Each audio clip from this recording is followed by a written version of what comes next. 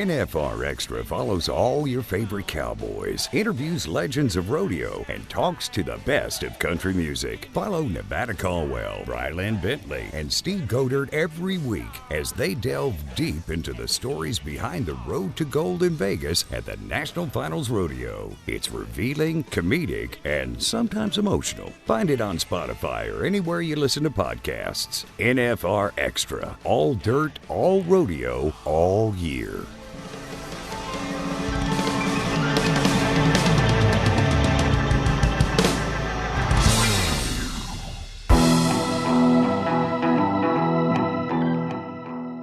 NFR Extra, episode 57. Some cowgirls grow up in the rodeo industry while others were destined to live it. And when you hear the term blue-collar millionaire, a lot comes to mind, especially with the guests that we have on NFR Extra today. The names Kiss Kiss, Bang Bang, Babe on the Chase, and Highway 12 are household names in the rodeo industry. Plenty of championships have been produced on the backs of these animals, along with many others involved with these two great guests. 13-time NFR qualifier and two-time world champion Brittany Pozzi Tonozzi talks about her successful horse program as she's managing her family and her rodeo schedule during this pandemic. We discuss her wins at San Angelo and San Antonio on two different horses, and of course, words of advice to grow in the rodeo industry. Bucking bull owner, cowgirl, horse trainer, and rancher Mesa Pate discusses getting involved in bull riding in the bucking bull industry, as well as her family bloodline in rodeo and going back to that great bull, Highway 12.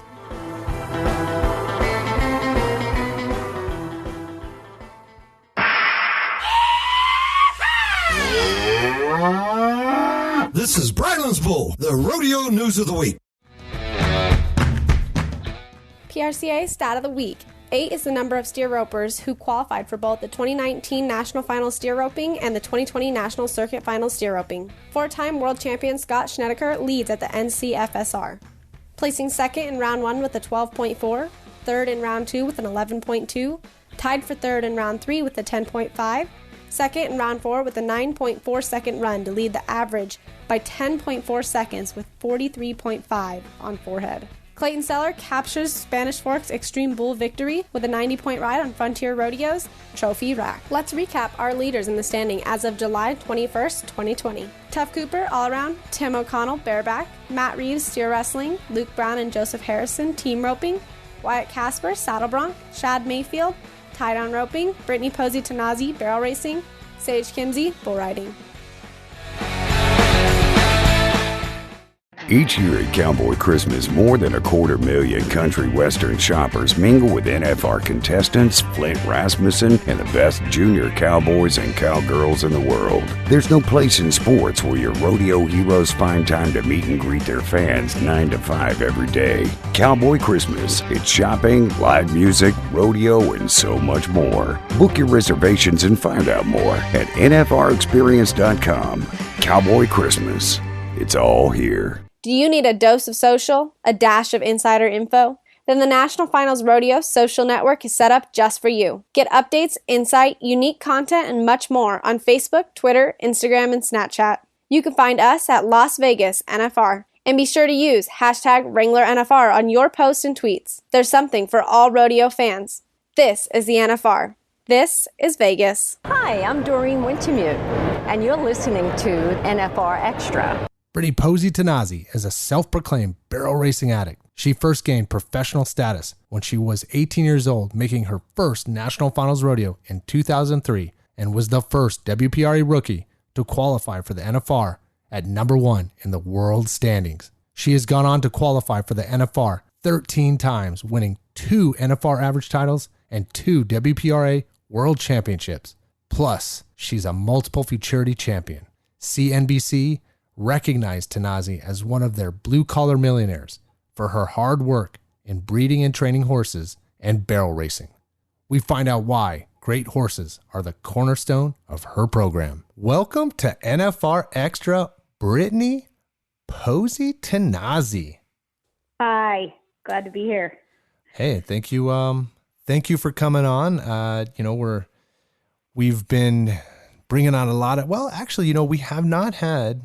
Bryland, correct me if I'm wrong. Well, I don't think we've had too many barrel racers on this summer during this pandemic. Is that right? We have only had, I believe, one, maybe two over the time period of NFR Extra. So we're pretty excited for this. Wow, I thought it was a lot more. Wow, I feel bad. My bad. Well, either way, Brittany, how are you dealing with things going on right now? You know, there's a lot of this has been a roller coaster ride for just about everybody in the rodeo business, or the planet for that matter. Well, at the beginning, you know, it was pretty frustrating because I was in the last set that didn't get to go to Houston. And, you know, Houston is a huge payday for us as far as people that make a living rodeoing. And, you know, me and my husband both rodeo, and that is our main source of income. So, you know, we were really bummed. And we had just bought a new place in Lampasas. It's about a year now.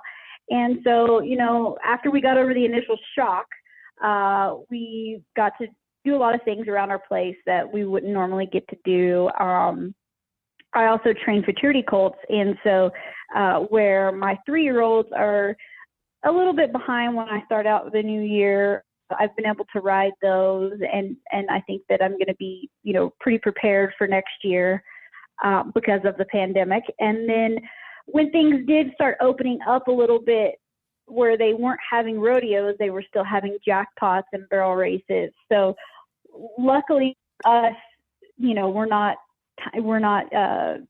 rust events. So we both got to start competing at jackpots and try to make some money. So, you know, after the first initial shock, it was like, okay, well, we're just going to have to, you know, retrain our focus and try to make money different ways. So we're just glad to be back rodeoing.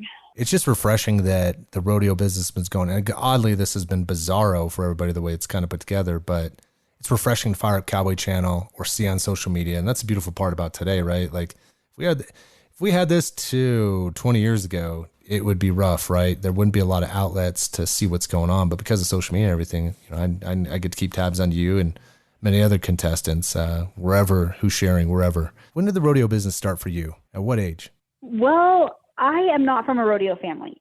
My parents, but my dad, he kind of, you know, like rode a little bit when he was younger, but obviously by the time me and my sister came along, he was full-fledged into his oil field business. And my mom was a stay-at-home mom. She, to this day, is still scared of horses. So basically, I begged and begged and begged until finally they figured they better get me a horse or I wasn't going to give up. And so I didn't start riding competitively till I was like 12 or 13, you know, where most people you see grow up, like my husband. I mean, his grandpa team roped, his uncle is an NFR qualifier. You know, we have completely opposite stories. And we started off in like little local 4-H, and I decided that I did not want to do Western pleasure or halter or any of those things. I wanted to go fast. So my dad kind of had some friends that did, you know, some local rodeo stuff, and they kind of helped us get our first horse, and just kind of progressed from there. And I think that my parents probably thought at some point, well, she's going to give this up. You know, we're not going to have to always do this. We're not going to go every weekend to a junior or high school rodeo.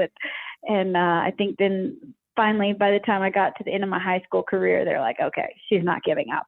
We're just going to have to go along with this. So, yeah, it was me just having a very determined personality and wanting to do it so badly that I just wasn't going to give up.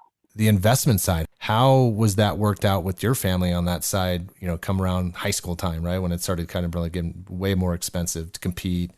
By the time I got into high school, I had a horse that was phenomenal, and I was winning I think I'm still to this day, the only competitor that had won every high school rodeo in the barrel race. So I won every high school rodeo.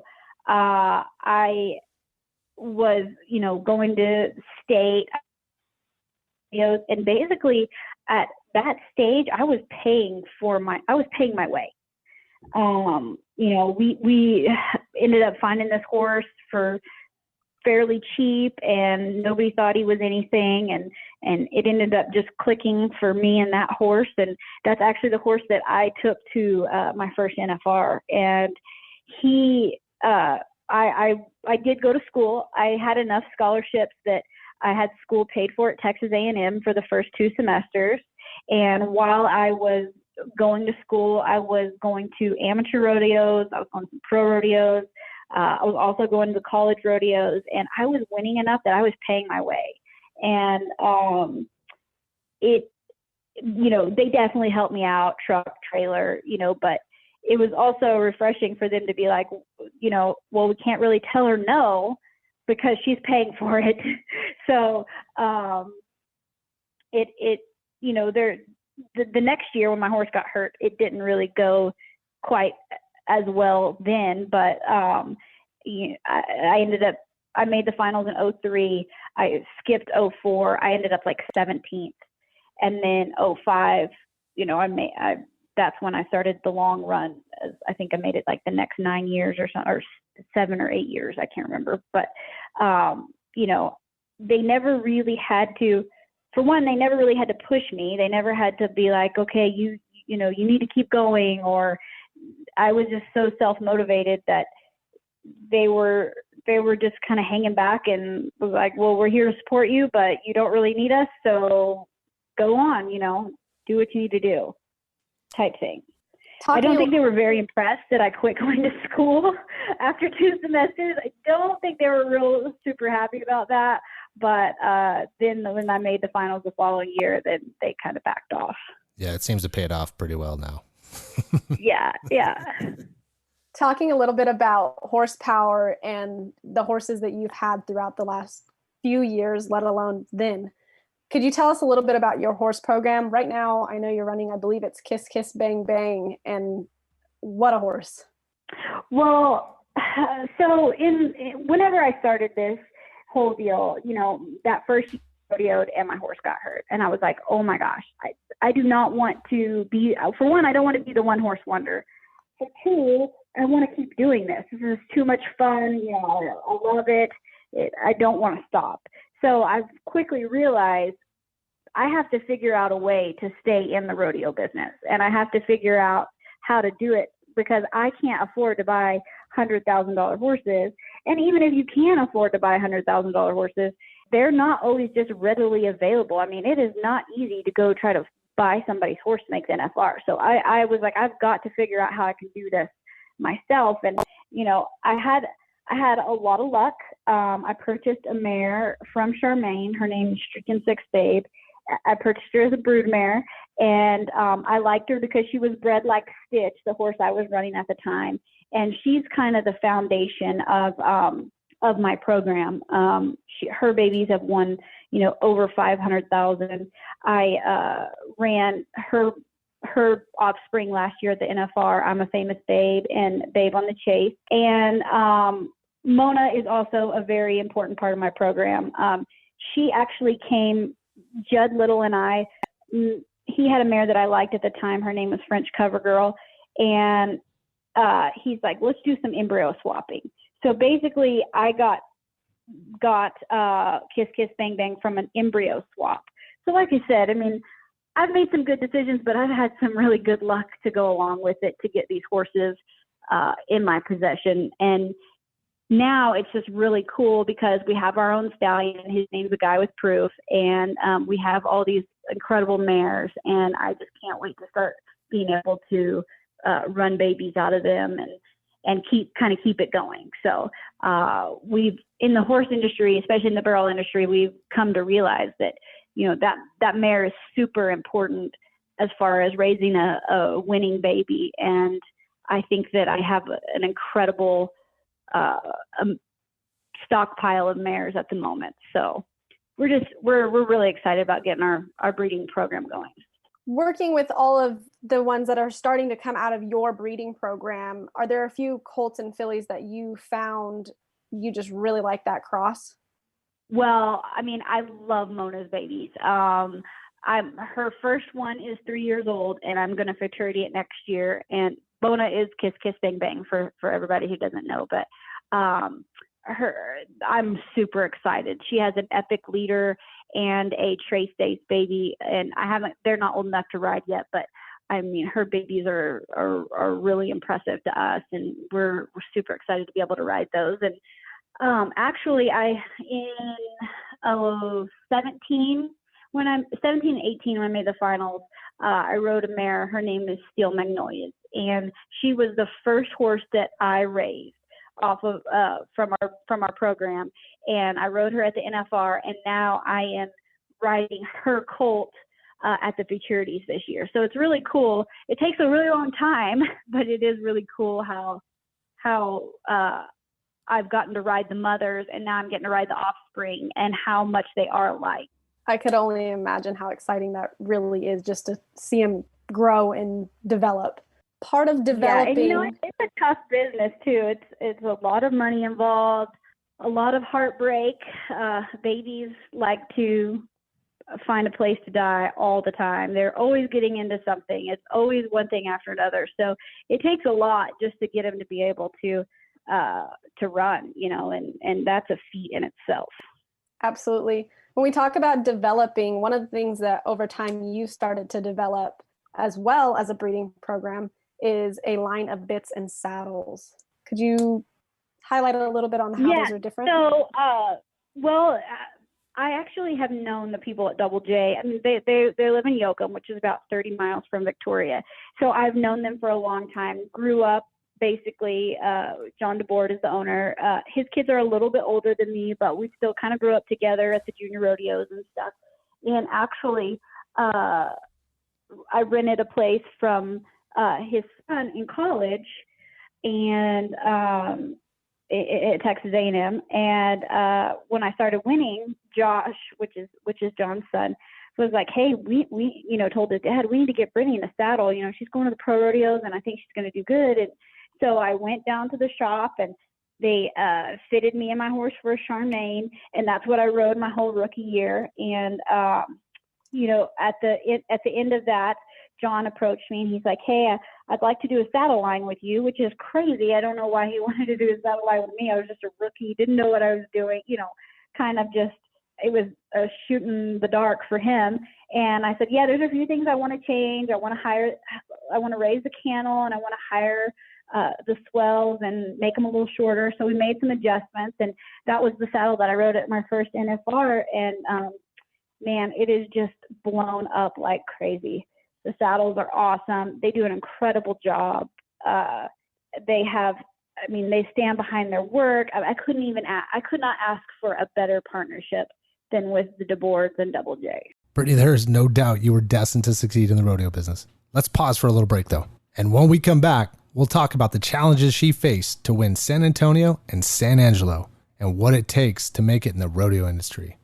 In 2020, more than 7,000 kids will compete for the coveted 750 spots at the Junior World Finals in Las Vegas, presented by Yeti. Each qualifier will go head-to-head for more than $500,000 and a championship buckle in the biggest rodeo youth event in the country. This could be the first stop on the road to a pro rodeo card and a gold buckle in Vegas. Find out how your son or daughter can earn the right to compete against the best at the Junior World Finals, presented by Yeti. Hi, I'm Fred Whitfield, 8-time world champion, and this is NFR Extra. We're hanging out with 2-time world champ Brittany Tonozzi. Brittany manages her busy rodeo life with her husband, NFR qualifier Garrett Tonozzi. So Brittany, with all of the stuff that you've got going on with your horse program, with the saddles, with your family, and still competing, how do you manage all of that? Well, it's tough. It is difficult, especially since we did live in Victoria, where my parents both live, and so that made things a little bit easier. But we moved to Lampasas. We wanted to be more centrally located. Plus, we have over 50 head of horses, and we were on about 40 acres, and now we're on 300 acres. So we needed to make a move, and I could not do it without my husband. He is an amazing dad. He can do whatever I can do with Tinley, he can do with Tinley as well. I mean, if he needed to take her for a week while I went and rodeoed or vice versa, we're just a total 50% partnership, and we do whatever it takes to make it work. And we do have, the help of our parents and Garrett's mom. She always takes Tinley the week of the 4th of July so that she doesn't have to, sit in a truck. But and we plan out, I ride in the morning, and then he might rope in the afternoon, and then we just switch off. And we have a girl from Australia. Her name is Courtney Hallam, and she helps us, and she's incredible help. We couldn't do it without her.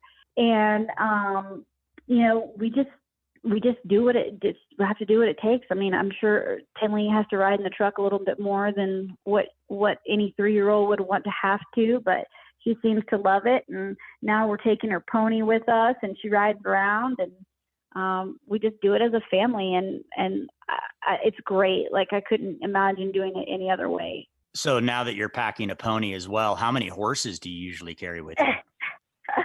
Well, we usually, Garrett usually takes 2 head horses. I usually take 2 barrel horses, and then leave the spot open for the pony. And, sometimes we don't get to take the pony, so she has to ride one of the big horses. But, I'm sure it will get a little bit harder the older she gets, when she starts wanting to, go to barrel races and go to junior rodeos and stuff, and we'll have to change up our schedule, and we'll have to change up what we do. But now it's really good, and we have a motor home that we travel in, and it's try to make it family fun for everybody. And basically, like I said, we just have to do what it takes to make it work. I mean, we don't really rodeo. I mean, for the end of the day, we love rodeo, but it's also our occupation. So, it's not like we're doing it just to have fun. We're also doing it to make money and keep everything going. So on a typical year, how many rodeos do you hit? Well, so we have 100 rodeo limit, and I don't think I've ever gotten to 100 rodeos. And then Garrett has like a 65 rodeo limit. So, so I'll usually go to more than him. So 65, 75, somewhere right there. And then I also do the futurities. So I usually go to 5 or 6 futurity events a year. We're going somewhere every weekend. And last week, my horses had a few little issues, so I turned out of the rodeos, and Garrett went to them, and I stayed home for the week. And I was like, man, this is so odd to be in one spot for an entire week, but the pandemic, it's been hard on us, but it's been hard on a lot of people too. And it sucks because a lot of our big paying rodeos have had to cancel. And I know they don't want to cancel, but it's just how it is. They can't make the numbers work, or they can't get their governors to let them have crowds. And, but it has been really good for our family too, to kind of just take a break, take a step back, enjoy each other, as far as like getting a lot of stuff done around our house. And, there's been pros and cons, and, basically we all just have really like go with the flow attitudes, and that's how we make it work. With the negative aspect of Corona, now you've got more family time, more time with young horses and fraternities, and just a little bit different view than what your typical extraordinarily busy schedule would be. Exactly. We just kind of had to refocus and try to make a living kind of a different way for a while. And, it makes me really nervous. Obviously about the NFR. I know we're on a Las Vegas event podcast right here and everything, but we're worried. This is definitely sticking in the back of our minds of, is there going to be an NFR? The PRCA says they're going to crown world champions, but at the end of the day, yeah, we all want to win a world title, but we also all want to go, run at that money that's at Vegas, because that's how we feed ourselves for the rest of the year, and it's scary. It's really scary. Trust me, I wish we had a crystal ball just for so many things, right? And right.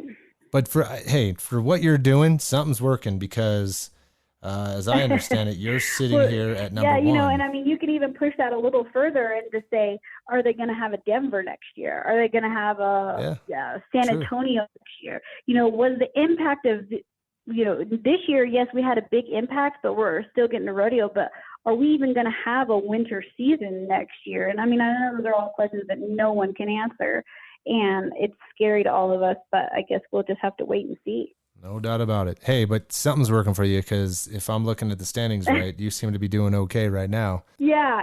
But fortunately, I had a very good winter, and it's been nice to just kind of hang back, because my horses have had a few injuries.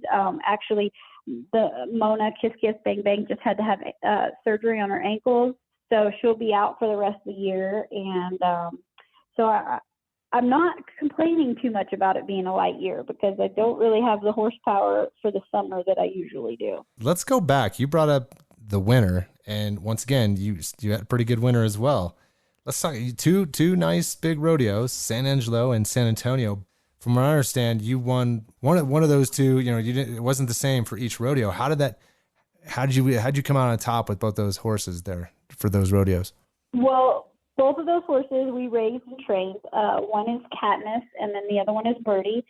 And I had Birdie's always kind of been just hit or miss as far as me winning on her, and I've won some really big things on her, and then we've had some real big disappointments. And Katniss is young; she's only 7, and I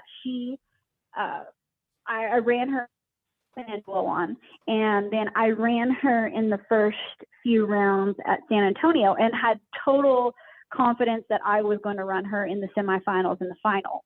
Well, she came up lame, and I had to jump on Birdie, and I was not too confident about how the situation was going to end, and Birdie just stepped up to the plate, and we got it done. So unfortunate, for the injury, but it's good that you've raised such a great team that you have these assets that you can kind of lean on. And obviously I know that a lot of athletes don't have that opportunity, and clearly it's working. It was very nice to have the option to be able to switch back and forth. And now with Mona out for ankle surgery till probably the end of the year, I have Birdie and Katniss, and we're going to finish out the year and hope we finish it out strong. Yeah. So speaking of that, how does the rest of the year look for you closing out? How many more rodeos are you looking at doing, or, obviously to what you can and what's going to be allowed right. to? Well, so my husband, he's about 9,000 out of the top 15 right now. So he's still got, a really good shot of making the NFR. So basically I'm just at his mercy. Wherever he wants to go or whatever he wants to do, that's what we're doing. So I feel like at this point with the rodeos we have left that I am, if we do have an NFR, that I am already qualified for it. So I'm basically going to rodeo just to what he needs to go to and where he needs to go, so that hopefully he can get in as well. Yeah. So not only number one in the world, but make sure that he listens to this podcast so that he knows that you have for sure the Wife of the Year award for that. Well, he deserves to be there. He had a good winter, and he's qualified for the finals twice before as well. And we're just, it'd be awesome for us to both be there, and that's our main goal right now. Brittany, I want to thank you for coming on the show, but before we let you go, do you have any words of advice that you could share with those that are wanting to grow in this industry? And obviously there's a lot that are not, they're not part of a rodeo family like yourselves. Is there any advice you want to throw out there for people? Well, yeah, and it sounds so cliche about, never giving up or, being determined, but that's what it takes. I mean, this was not handed to me. This was not, I didn't come from the rodeo family. I had no direction. I mean, basically my dad was like, hey, there's 3 barrels. I know which way you go around them, but we're going to have to figure the rest of this out, and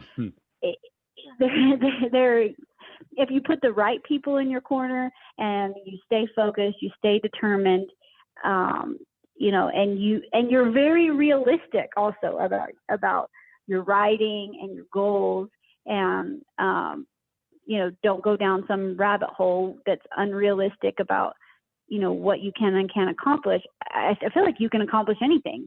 And I'm proof of that. I mean, my parents when I started and I went to my very first barrel race, we did not even own a horse trailer. Me and my dad rode my horse to it. Luckily, it wasn't far, but we didn't have a trailer. So, just a long warm up. yeah, we were really warmed up by the time we got there for sure. But at the end of the day, determination and perseverance will get you further than anything. So I don't want anybody to give up just because they think that, they don't have the right truck or the right trailer or, the right things, because those are just things. So, getting in with the correct people to help you and getting mounted and, putting in your time, those are all things that can get you where you need to go. Yeah, that's good advice. And seeking out mentors, right? People that can point in the right direction, or you're never going to go wrong. Definitely they'll give you the caring advice and guidance that you need. So.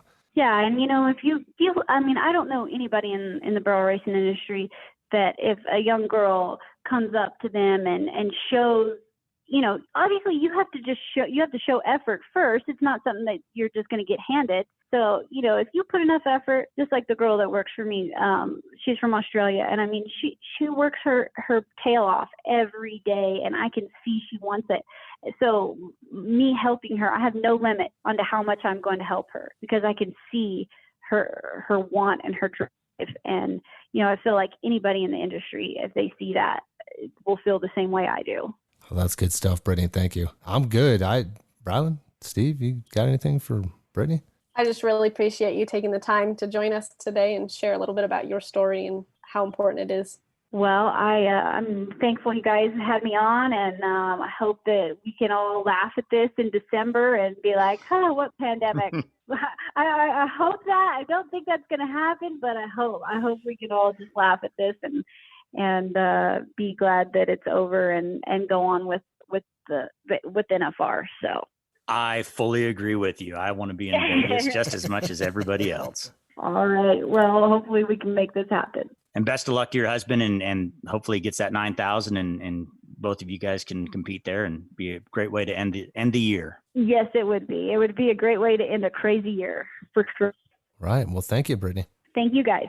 Old son, you know what time it is. Broncs are loaded, bulls are sorted. That heathen kid 2 rows down has his cotton candy. Bareback riders are pulled, the national anthem's over. It's rodeo time. But there's one thing left to be done. That's the grand entry. Now usually it's a time whenever the whole town gets to showcase their ponies. They came to enjoy the rodeo. They're gonna wave to the crowd. Contestants get to try out the ground and warm up their horses. But there's one rodeo where it'll give you goosebumps just like you're about to ride, just like you're about to nod for 90, old son. This grand entry is at the National Finals Rodeo. Cause I feel like dancing high, gotta feel it, time to feel it, this is where it all begins.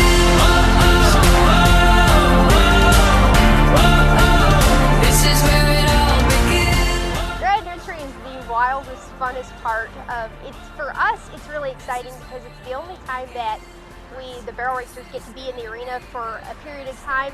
Most of the ropers or the bulldoggers, after they get done, even the rough stock riders, they get off their animal, they can kind of look up at the crowd and hang out for a second, take it in. And we don't get that. We run in and out right quick. So the grand entry for the barrel racers is the time for us to look up at the crowd and realize where we're at and wave at our family and enjoy it.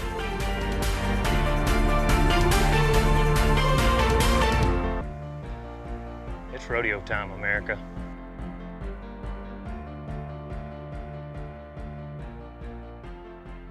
One under 20 of the best cowboys and barrel racers rode into Las Vegas last December and left $10 million richer. The chase for 2020 has already begun, and all champions are hungry for gold. Be sure to follow your favorite cowboys, barrel racers, and local rodeos all season long. It all leads to one place, the Wrangler National Finals Rodeo. Learn more at NFRExperience.com. This is the NFR.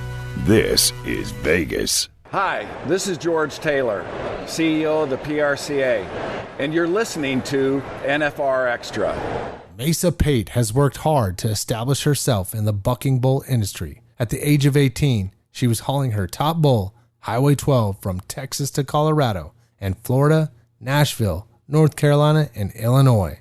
Mesa made a name for herself in the world of bucking bulls at the 2010 PBR Finals in Las Vegas, when Highway 12 was one of 8 contenders for Bucking Bull of the Year. She shares with us why she's an advocate for animal welfare and is involved in creating a healthy environment for livestock and promoting the right image for the livestock industry. Bucking Bull owner, horse trainer, and rancher, she does it all. Mesa Pate, welcome to NFR Extra. Well, thank you for having me. Thank you for coming on. You're getting to spend some time up there in God's country with your parents, huh? I am. Yeah, I left, I think I left Tuesday morning with 6 head of horses from Oklahoma, and I had a blowout by Wakini, Kansas, and then I think I set a record for blown tires on the way up here, so it was kind of a long trip, but I made it. That's all that matters. Jeez. Your folks, they're running some cattle up there then? Yeah, so they're on a place, it's called the 63 Ranch outside of Livingston, and it was an old guest ranch, and some friends of ours bought it, and they're running some yearlings, and it's one of the most breathtaking places I've probably ever been to. I grew up in Montana, but I don't know how many places I've seen that are this pretty, so it's been pretty neat to come and spend some time. I hadn't been here besides around Christmas time to see it all, and they got a good spot. They got a good deal going. That's awesome. Good. This is the right time of year to beat the sooner heat and get up in God's country for a little while. Oh, I'm telling you, I've been trying to get some horses ready for the Red Cow Horse Futurity and some horse shows, and I think they're as relieved to be out of the humidity as I am. So nice. Now, before we got started, I'm sure that we'll revisit some of this information, but you were talking about Highway 12 and kind of how he came into the program somewhat on his own. Nowadays, with the futurity of these young bulls, what is the biggest difference that you see in developing these bulls? You know, this time is so crazy for the futurity and the aged event game. There's so many good cattle out there, and I attribute that to genetics and also just the nutrition and what people are doing at home just to prepare these animals. But you know, we're probably 10 generations in, roughly, on our ABBI registry. And I think every year people are being so proactive about and responsible with the breeding of these cattle that it's just getting so dialed in. And not only are they breeding them to buck, but they're really breeding them also to physically stay together and be ranker sooner. And it's just pretty amazing. You know, you buck a set of calves at home and you have one you think can win at a futurity, he's probably going to place. And if you think he's going to place, he's probably not even going to get a check. So when you are deciding what to enter these aged events, you got to really have your hammer cocked and know you got something that can compete, because it's getting so tough. And I think it's pretty cool too, because at one time the futurity deal was really, you know, the ones that won were the little kind of souped up spinners, but they never made it past the futurity deal. Like when the plumbers were really popular and that's what was really winning that stuff, you never saw them again after their 2-year-old year. And now how they're breeding these things, they're breeding some size and some leg and some kind of up and down back in them. And they're letting the ones that buck a little bit, you know, maybe go out a little farther or not right. They're not kind of cookie cutter right in the gate type futurity calves. They're letting them win. And that's carrying over to making actual bucking bulls. And I think that's pretty dang cool that our industry is kind of upholding the integrity of what the breed and what it's for, and what, you know, these are bucking bulls. It doesn't matter that they're good futurity calves. They can't just make futurity calves anymore. They got to make bucking bulls too. So how many trips do you put on these calves, or like kind of give us a little bit of the background of like what you do for developing these calves for the futurity before you enter them up and start taking them? Yeah, so we start our calves, and when I say we, I am with HD Page, and so D&H Cattle, and so I have my cows, and then I also work for them, and we kind of do things together. So we start our calves. We started them in March this year, our yearlings, which we have a bull sale that was just 2 weeks ago, a yearling bull sale. So our deal is a little different anymore. They're starting to have these yearling futurities really early, too early in my opinion. I like to see yearling. I don't really like to see these calves being entered, much before the PBR finals. But they've already probably had 10 yearling futurities already. But we don't enter them at least until the American Heritage, which was 2 weeks ago. And but that's we buck them a lot at home. And like I said, we started them in March, and we have so many at the ranch. I think we started with 200 and around 200 head of yearling bulls. And so we cut them into 2 groups, and we buck one set one day and then the other set the next day. And then we would buck them at least once a week or once every 2 weeks. And then closer to the sale, we put it on them a little harder. And so that's just kind of our program. We don't, because we have so many numbers, we don't get to do as much dry work as I think they need, which I think just that helps slow them down and develop their minds. And so ideally you want to be able to run them through the chute a lot and handle them by themselves. And I kind of, my personal program or my kind of contribution to the deal is I train cow horses also. And so when we start our yearlings, that's how I work my colts, or I work my horses. I'll get a set of yearling bulls in the arena, and that kind of helps them get to where they work off horseback really well. And it lets them see the arena, and I'll get a wad in there and work them a little bit, and then I'll get another set. And so that's kind of that's my role in that. And then I video everything. So those are my only contributions to the actual starting process. But we just try to get them to where they really handle well and can kind of handle some pressure well, and then just buck them, and kind of they weed themselves out that way. Hey, before we get ahead of ourselves here, Mesa, let's start off in the beginning of this. There's a very slim few of females that are involved in the business. Can you take us to how you started getting in this, and kind of just take us on through a little bit of Mesa Pate's beginning in the bucking bull stock universe? Yeah, so I grew up in Montana. My family ranches. We've always ranched my generations back, but my family's also pretty prominent in the rodeo world, and so I've been around it my whole life.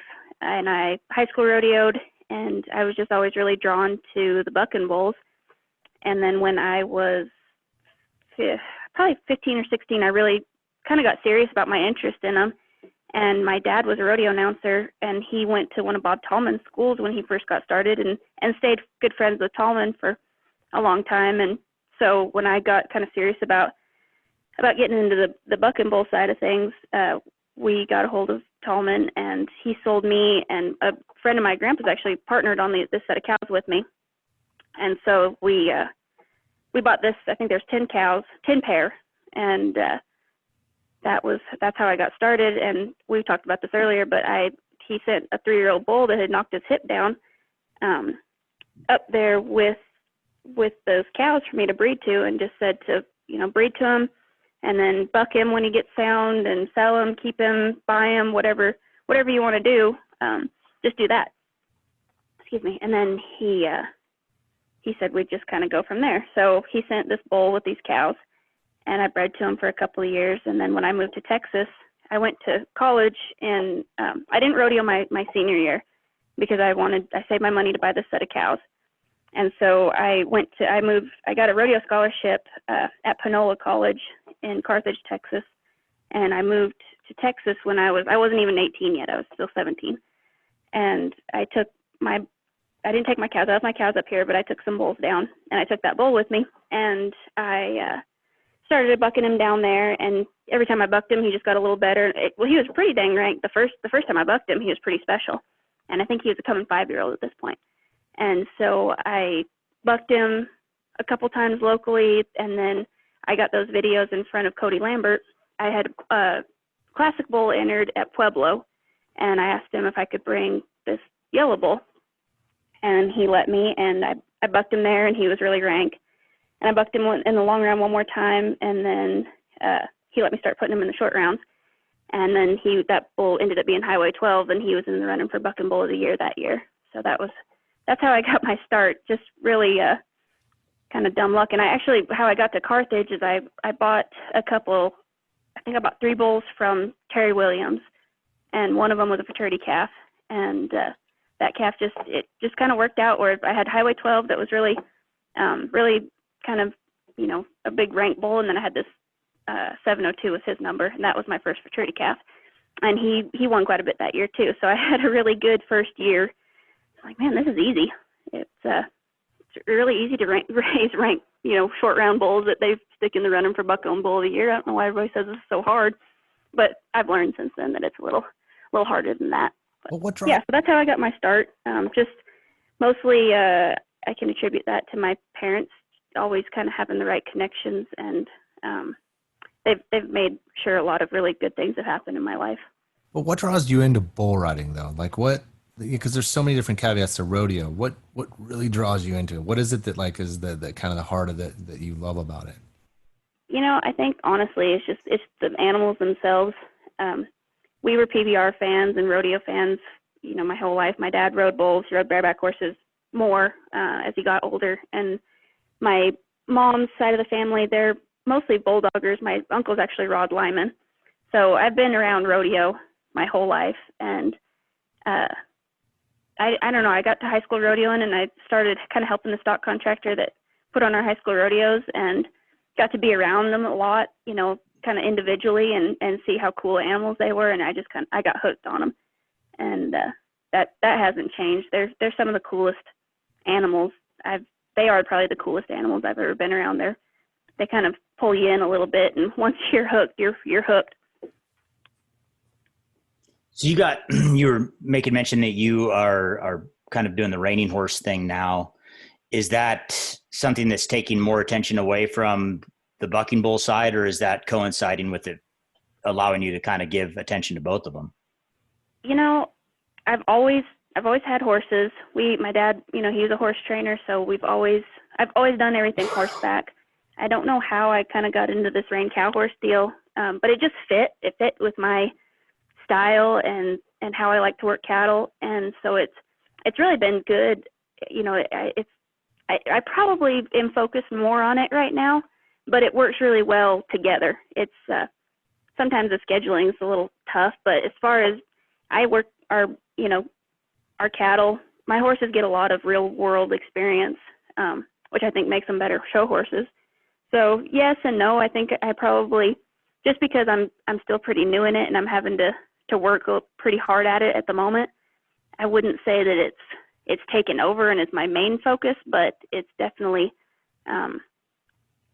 what I'm not necessarily more interested in right now. I'm just having to work a little harder at it because it's it's a little newer, but and like I said, it really works well together. And how our these aged events and these bucking bull deals and the aged events and the horse deal are structured so similarly that I've been able to really kind of contribute a lot to developing our events on the bucking bull side, just from seeing how the cow horse industry really operates. And so I think it's really cool. I think it's been a really good fit as far as having to, I think it'd be harder, honestly, if I run burros or did something a little different, because that's not something I could really work my horses on while I was at work working these cattle. And that's what's made it really cool for me, is that I can do both jobs at one time, it seems like.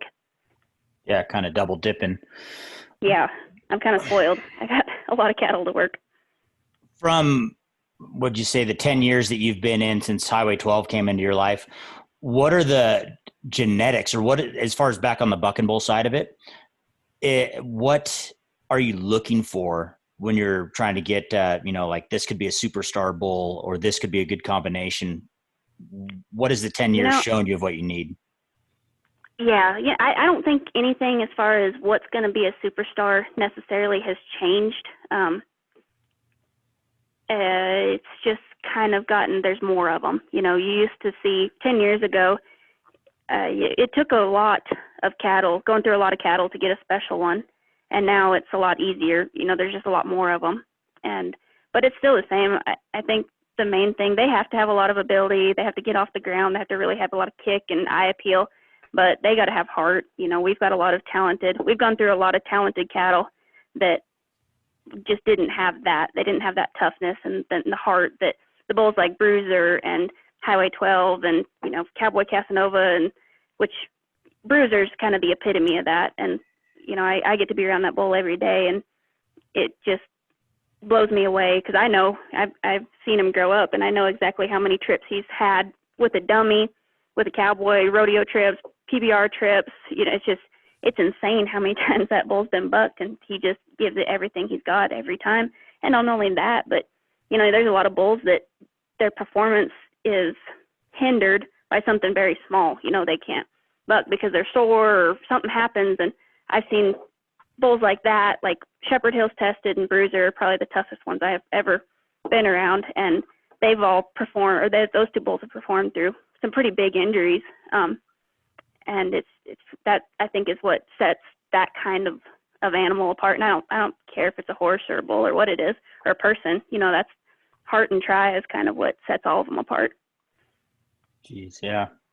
That you talk about these big injuries and those bulls like Shepherd Hill Tested and Bruiser. When is your limit of I'm just not going to expose this bull anymore, or he needs some time off? Like, what are you looking at for that type of a thing? Or is it just knowing the cattle, I guess is what I'm saying, of like, he'll be fine? Yeah, I think it's definitely, I'm probably, I'm not going to buck one probably when a lot of people would. When Tested, when he got hurt, actually, this is probably the biggest fight HD and I've ever been in. We were at Pueblo at a bull riding, and the alley back to the bullpens is really, really long. And I had a colt with me, so I was pushing bulls up during the bull riding, and he was in the short round, and he stayed back in his pen. The alley was really long, but that bull loved his job. He was, you know, when you let him out of his pen, he was going to take off running with his tail over his back towards the smoke and the light show and the crowd. Like, that's just how he was. And that day, I let him out of his pen, and we've been at Denver. So they had the bull riding right before the rodeo at Denver, and then we went to Pueblo. So I let him out of his pen, and I couldn't get him drove up the alley. And there wasn't a cross gate one down this alley. And it took me, like, you know, they're running back there hollering at me because I hadn't got him up there fast enough. And it took me a while to get him pushed up there. And when I finally got him to the arena, I was like, hey, I don't think you should buck him. There's something wrong with him. And he's like, well, what's, you know, is he crippled? And I'm like, no, he would not drive up here. And he's like, oh, well, if I didn't buck everything that didn't drive towards the arena, I'd never get anything bucked. And I'm like, look, there's something wrong with him.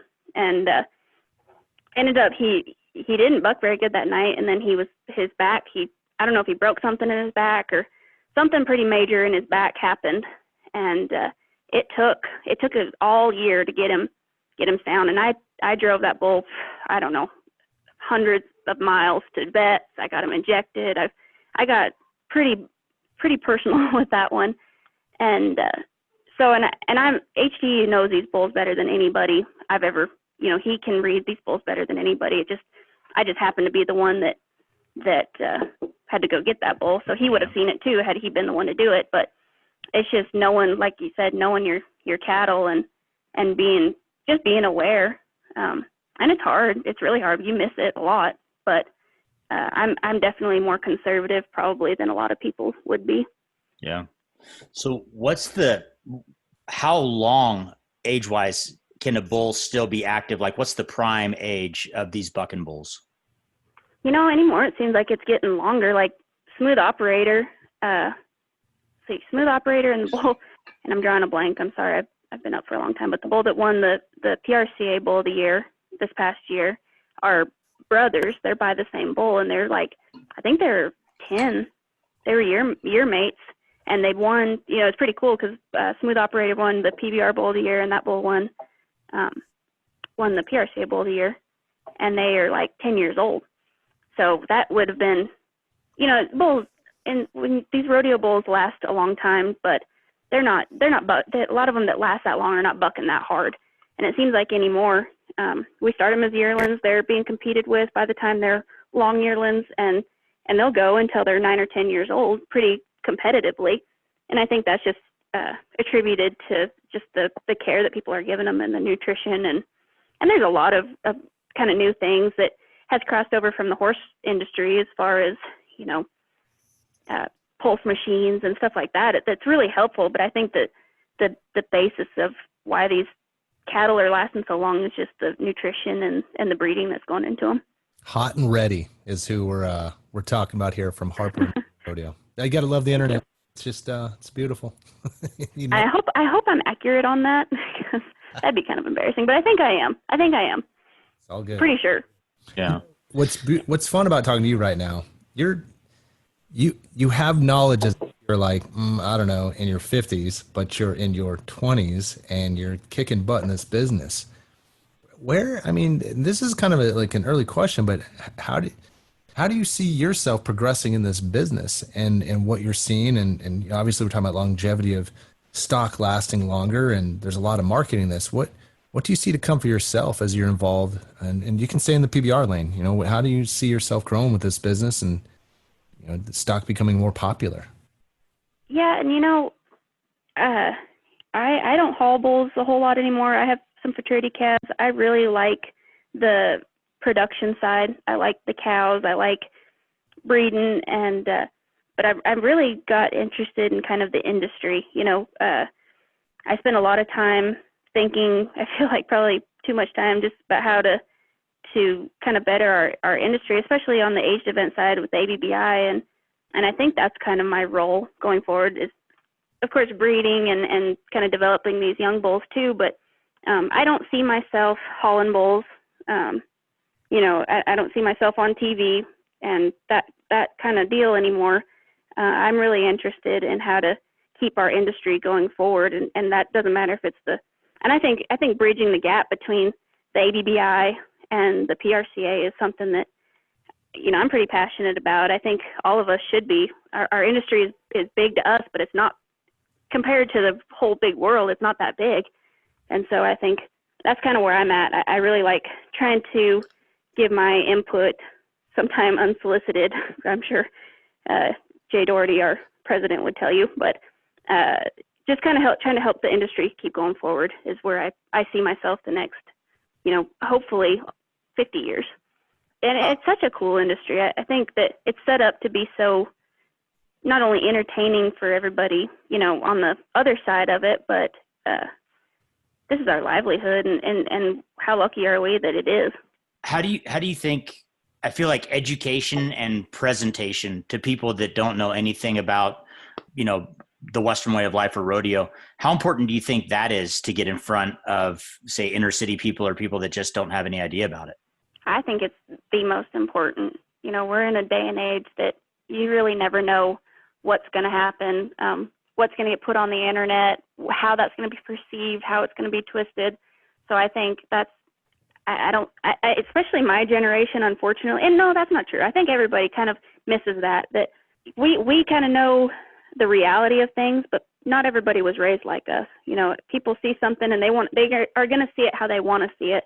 And it's up to us to educate in a way that leaves people with a positive, a positive interaction with somebody from our industry. And, I think people we're lucky as far as the rough stock side a little bit. I mean, we deal with some stuff that with the, PETA and things like that. But for the most part, I think it helps that every once in a while someone gets hooked pretty bad and the bull wins. But it's, public perception is huge. And I think that people are trying to do a really good job at making sure that's an important part of our industry. But I think we just have to keep moving forward and have to keep having those conversations and understanding people's ignorance too. And because it's, like I said, not everybody was raised like us, and we got to figure out how to present our lifestyle in a way that people can understand and then be a part of. Mesa, there is no doubt the bucking bull business is blessed to have you. Time to take a quick time out. And when we return, we'll dive into bridging the bull riding gap between rodeo associations and her philosophy working with animals. Looking for tickets to the Wrangler National Finals Rodeo? StubHub is the official secondary and fan-to-fan site of the rodeo. Fans can buy and sell their tickets through a safe and secure online marketplace.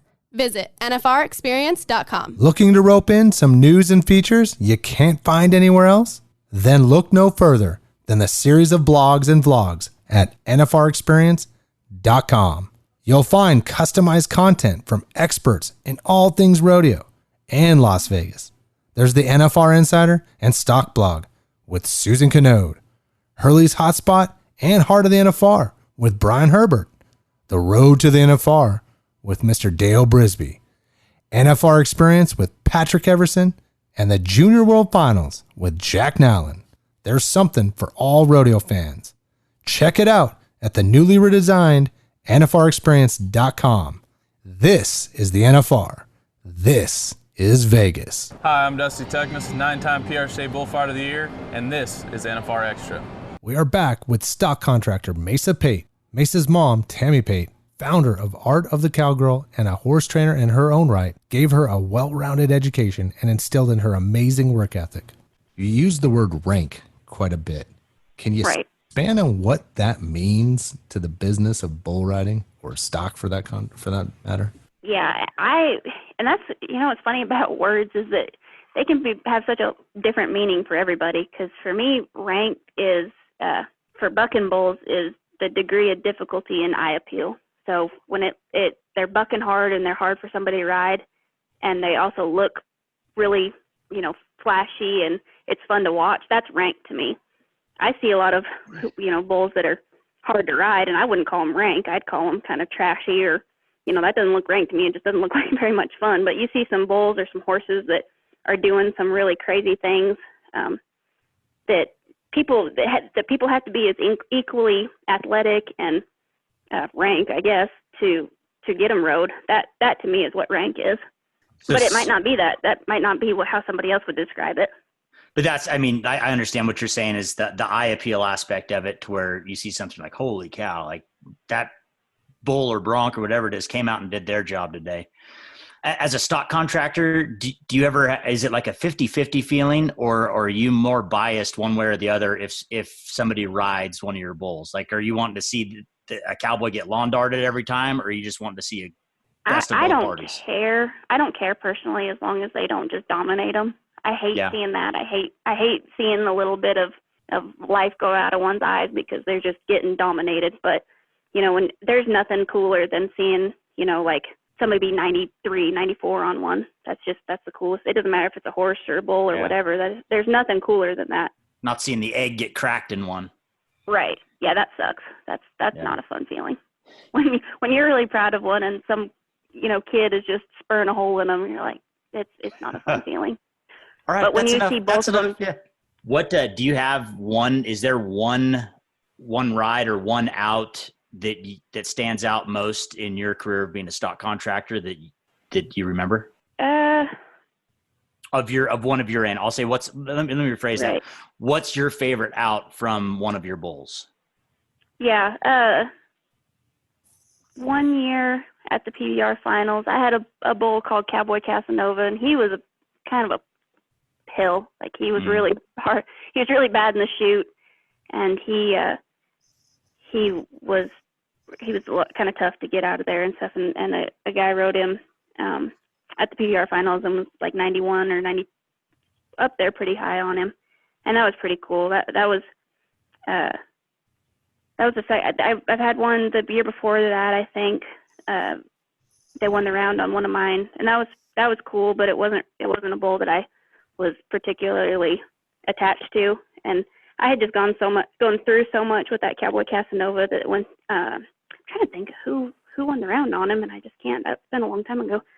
But it was just a cool feeling that I got to go up there and get a buckle for that one, and it was one that I had worked pretty hard at.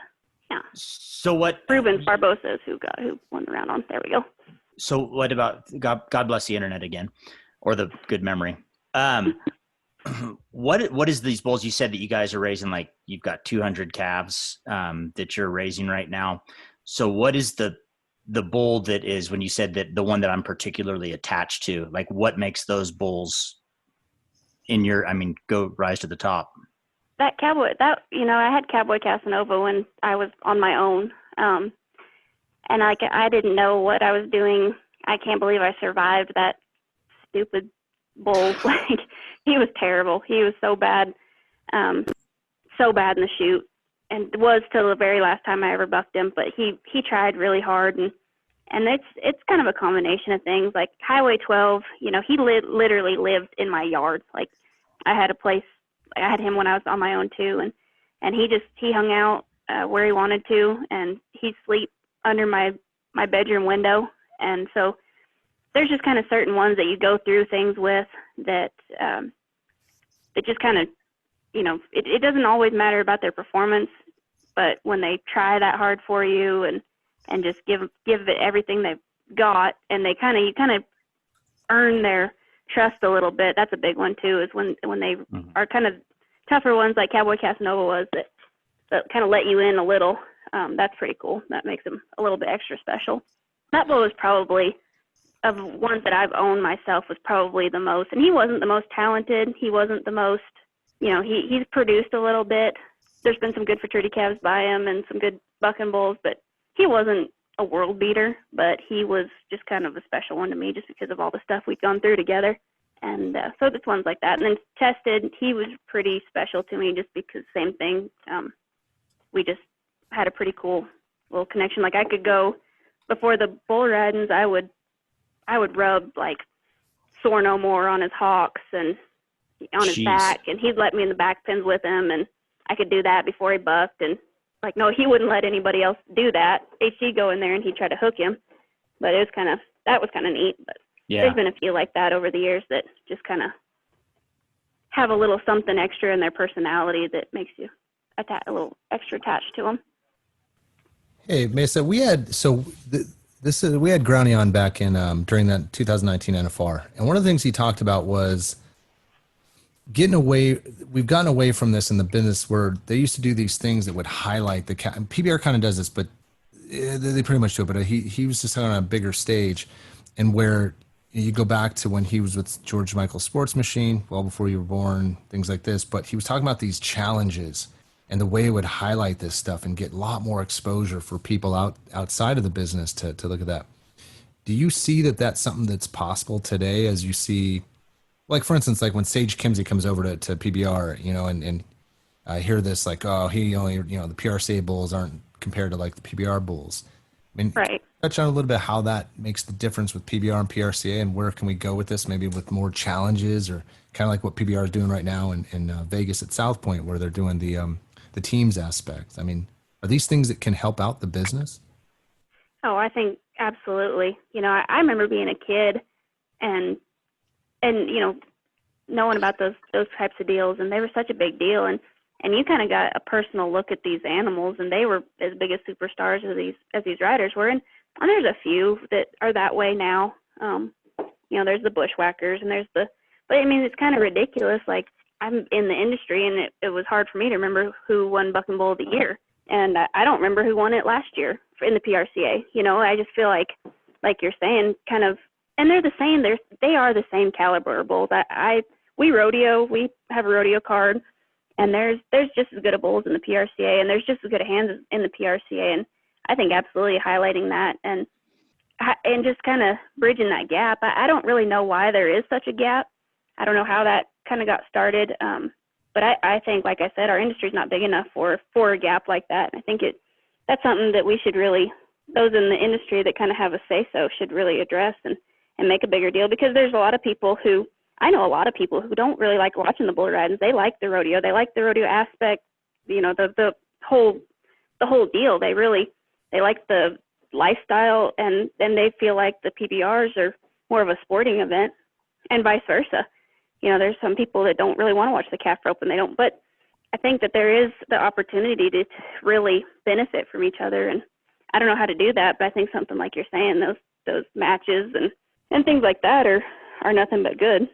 Well, this is my platform and saying why I'm a fan of these things, but I think that going down the route of using the word athlete with both the bull and the human is something that we could do a better job of. And the more we do that, you start to understand, you know, what bull separates it from the next bull and why it's important. I'll give you a prime example. So Thursday night of 2019 NFR was probably the craziest bull riding I've seen, being in 20 years part of the NFR, when the excitement was going from, it was like who could match who, and then Sage Kimsey winning that night, and that was amazing. I mean, you can't produce that. That was just all naturally, right? Like just how, but that came about because of the competition, because of, Little Wright coming up through the business, like that kid's catching Sage, and Sage's like, no, I'm getting my 6th championship. And yeah, it just showed, man, the bulls they were riding, who they were, and God, if we could get that more often than not, get a lot more fans starting to pay attention a little more.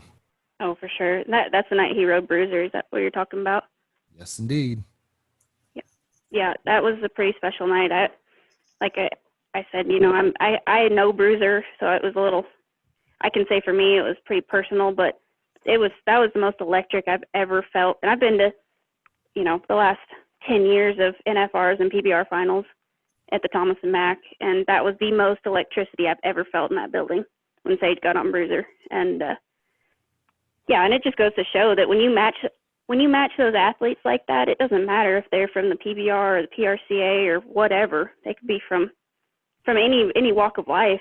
When you have those kinds of athletes going against each other, it's just something really special. Yeah, 100%. And you know what? It's very interesting because the PBR on the bull riding side, the way that is set up is like that's pretty action packed. And you go to the PRCA rodeo, which is action packed. It's more diverse. But I think that what I'm getting at is the generation that we live in now. Everybody wants something hot, something right now, something that'll blow their mind away, and then they're gonna, that'll last for 10 seconds. But even like where you're at, you're out there in the hills of Livingston, Montana, and when you're in the agriculture community, it takes time. Good things take time. You gotta, cows have to have calves. You have to wait for the grass to grow to make hay.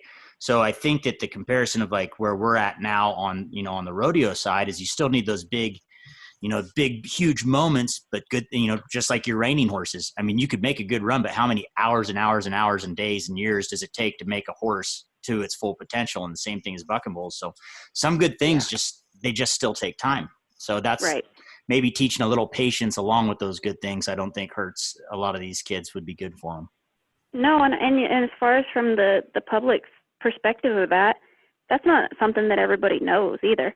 And I think that if people kind of knew what goes into training a calf horse or, training a barrel horse, any of it, or developing these bulls and these horses, the bucking horses, it takes a lot longer to get, a horse like Craig at Midnight or, one of those type horses as it does these bucking bulls, because they don't start hauling them until they're 4 years old or however, it's just you're in so long before you see any kind of a product or any light at the end of the tunnel.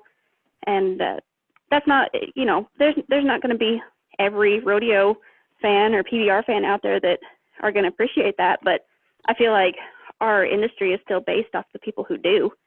And I don't think that it would do anything but good to kind of highlight some of that stuff. Well, I was laughing when you said Highway 12 was sleeping under your window. I was like, my God, that's an impressive guard dog right there. Don't think you're going to come sneaking into that house. Yeah, being an 18, 19-year-old girl living by herself, it definitely made me feel a little better knowing I had my 1,900-pound guard animal out there. Jeez. When you said one thing with earlier on with ignorance, and I didn't take that, same word as the way we say rank, that can be meant for different things. But I think that when you said ignorance, it was just the lack of education that like the general public would have for this stuff. So as we're sitting here talking about bulls and horses and everything, and you've got a cute little 1,900-pound Highway 12 guard bull under your window, what does it take? Like if you had to just put just a general number, somebody comes up to you off the street and say, hey, I want to get in the buck and bull business and I want one to go right now. What kind of numbers financially should you have in your checking account to be able to purchase something like that? Something that's ready to go, be successful. It just kind of depends on what avenue. If you're looking for an aged event calf, something that can go to the futurities. Our bull sale 2 weeks ago, our high seller for half interest was, I think, $85,000. And explain what half interest is really quick. Yeah, so a lot of stock contractors, and not so many in the bull or the PRCA, but in the bucking bull industry, they offer a lot of half interest options. So, we keep the bull, train it, haul it, you own half of it, you pay the fees, and then we split the winnings, or however you want to. And a lot of people don't, they do it a little different. Everybody kind of does it a little different, but you can do it, you don't have to have the truck and trailer. You can just kind of be part of the fun part of it. And then, some people buy full interest in them and they keep them with a trainer, and it's the same as a horse, there's a lot of options to get into it. But when you're and that's what most people do, buy half interest in them. It seems like that's kind of the most popular thing if they're not going to keep them themselves. And so for like a rodeo bull, if you're wanting something that's going to make the NFR or the PPR finals, you're looking at minimum 25,000, probably closer to 50 or up. And that's just kind of how the industry is now. And that's, a few years ago, you would have been paying probably 150,000, but you still would have been paying 35, 40,000 for some of them kind of long round type bulls. And the market's not as stout on that kind anymore. You can get into something that is just good enough to go for closer to 12 or 15, but for those good ones, it's still, you're going to have to spend something to get in on the short round type. I got to add this just because of just being a year interviewing all kinds of folks in this business. I actually want to do an episode about dollars and cents in rodeo, because getting in this business, whether you're your side of the fence or even on the side of roping or whatever you're doing, we're talking quite a bit of money. And right. It really doesn't get talked about enough, right? Like, I think we always see the winnings and what happens to certain things, but like getting into this thing is no joke. I mean, you're talking about half interest. I mean, it sounds like we're talking about investing in stocks, no pun there, but I mean, it truly is, right? Like yeah, half interest. You don't even get to keep them under your window at night. Right. But it's crazy. And it's kind of like the ranching industry right now. It's really, if you're a young kid wanting to go, but if you're wanting to rope or even be a bull rider, anything, it's pretty daunting to look at when you get realistic about it, about what it's going to cost. And I think that's something I wish that people understood that, this is the only sport, the only whatever professional sport that we still pay an entry fee every week. And that's crazy. It's crazy that we're basically, the whole industry is a big jackpot. All of it, there's very, very few places that you're going to go where there's just a ton of added money that doesn't come from your pocket. And that's I think that speaks for how passionate the people in this industry are about what we do. Because I don't know, it'd be tough for somebody that doesn't really love what they do to keep paying and paying and paying. And you can always get somewhere and be successful, but gosh, it's going to cost a lot to do it. I think that's where the word lifestyle comes in. Right. Yeah, you got to love it. This isn't something I think my dad told me, the only way to be a millionaire in the horse industry is to start with $2 million. And that's, I think, pretty accurate in any avenue of the livestock industry. And that's not, you can be successful. You can make a living, but you're not going to do it without working really, really hard. And that's going to be your life. You don't, people who raise livestock and rodeo and do this stuff, we don't get a lot of time to go to the lake and do a lot of fun stuff. But so you really have to love what you do. And I do. Like, I feel very fortunate that I don't feel like I need a vacation. I get to go work horses and bucking bulls every day. And right now I'm up in the mountains and I just rope yearlings for about 2 hours this morning. And that's pretty crazy that this is my life, and every once in a while I get paid to do it. Yeah. Tough gig you got going on right now. Yeah, it's pretty rough. Touch on your philosophy on working with animals, because clearly this is where your heart is. How do you go about that for the advocate of animal welfare and your love and all this? I mean, you clearly got a philosophy for this. Yeah, animal welfare is kind of my passion, I would say. You can't treat this, and I see it a lot. I'm lucky to get kind of a very different perspective than some people do, because I'm kind of having my foot in a lot of different avenues of the industry. So I go to these horse shows and I see these trainers that are great. They're great at what they do, but these horses have just kind of turned into to machines. You know, if one doesn't perform well, they kick it down to their non-pro or to their assistant trainer, and they never think about that horse again. And I don't have that luxury because I don't have enough horses. But you see these guys that haul these bucking bulls around, and they're like going every weekend. They're investing in every single therapy, you know, gimmick that comes along because they just love them so much. Like they just literally, and you see horse people that do too, or any part of the industry. But I hate seeing, you know, animals turn into just machines for people.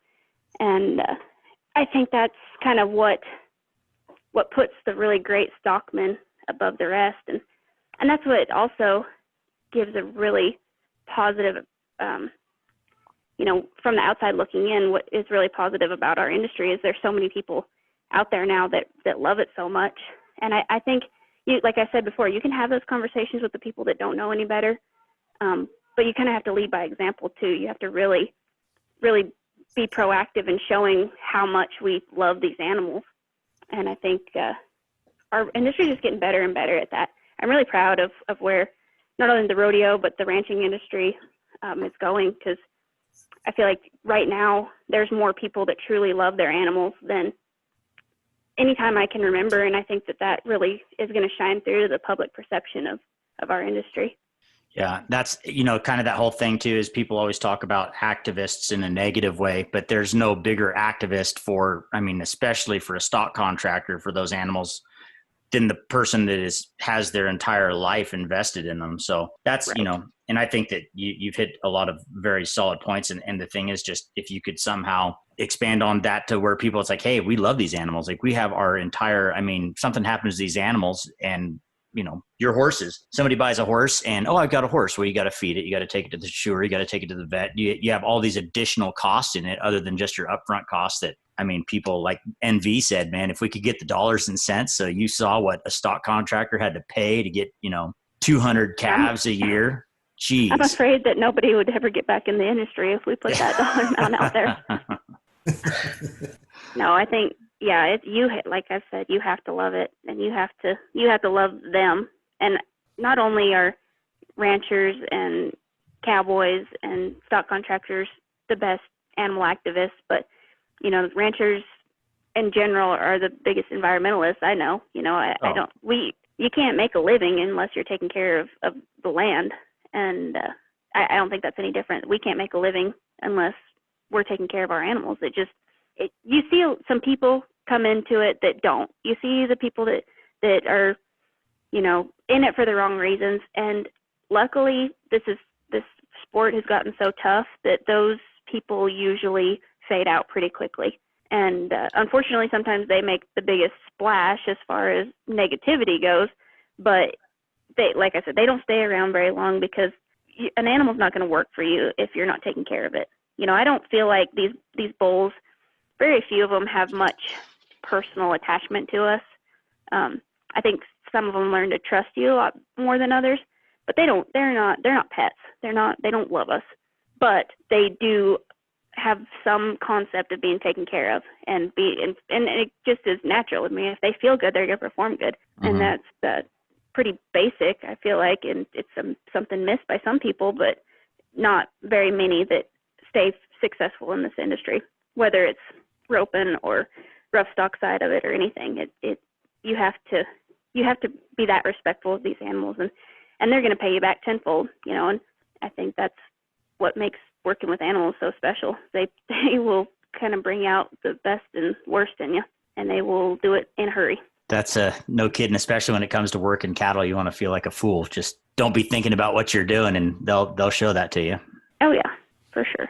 Mesa, this is fantastic. Once again, this is always a concept of learning on this show. And for myself, who doesn't live the lifestyle, there's always walking away with some more information that just empowers what we're doing here on NFR Extra. And we really thank you coming on. This is well, I appreciate you guys for asking the tough and questions that need to be asked too. It's awesome. Well, I'd give that up to the team, right? When we think of things, but the team, you're sitting here talking, and there's a bunch of people behind us. Our president, Pat Christensen's a big rodeo fan, and he's always got questions. And Bo Gardner, who was the one who actually said, hey, you should look at Mesa Pate coming on the show. And yeah, this is just how we do this. It just keeps expanding on the rodeo business and the lifestyle and understanding it more. That's awesome. Steve, Brylan, you got anything else for Mesa? It's great. Thank you. Boom. Yeah, absolutely, Mesa. Appreciate it and enjoy your time in Montana and have fun roping yearlings with your family. I appreciate it. Thank you guys again for having me. We want to thank Brittany Tonozzi and Mesa Pate for joining us on NFR Extra and sharing their stories. And stay tuned for episode 58 when 5-time world champ Luke Branquino visits NFR Extra for our Rodeo is Life segment. Want to experience more of the NFR? Then visit nfrexperience.com. And we invite you to subscribe to NFR Extra on Apple Podcasts, Spotify, Google Podcasts, Stitcher, iHeartRadio, or wherever you're listening right now. If you like what you've been hearing on NFR Extra, we would love it if you gave us a 5-star rating and tell your friends how to subscribe. NFR Extra. All dirt. All rodeo. All year. Gotta make it